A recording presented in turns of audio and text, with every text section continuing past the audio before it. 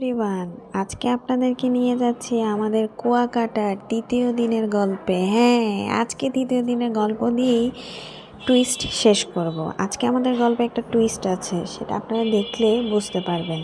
তো চলেন আর দেরি করব না, আমাদের তৃতীয় দিনের গল্পটি কিভাবে শুরু হয় সেটি আপনাদেরকে বলছি। জি, সকাল সকাল নিজেকে মিরর সামনে দিয়ে শুরু করলাম। এই যে হাই, দেন চলে যাচ্ছি সকালবেলা নাস্তা খাওয়ার উদ্দেশ্যে। এখানে নাকি খুব ভালো একটি হোটেল আছে, খাবার দাবার খুবই ভালো। তো চলে আসলাম সেই মামার হোটেলে।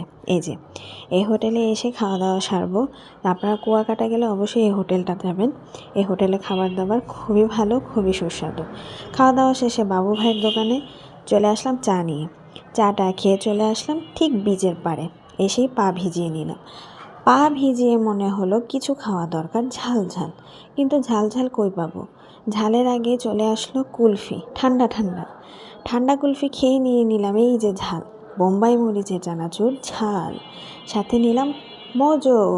মোজো টোজো খেয়ে আবার গেলাম ঝাল খাওয়ার উদ্দেশ্যে, সেটা হচ্ছে মুড়ি ভর্তা, আমার প্রিয়। সাথে নিলাম আচার।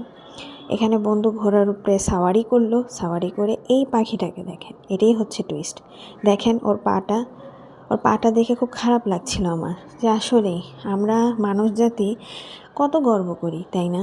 আর এই বাচ্চাদের দেখে নিজের শৈশবের কথা মনে পড়ে গেল। আসলে সব কিছু কেমন জানি বয়সের সাথে সাথে চেঞ্জ হয়ে যায়।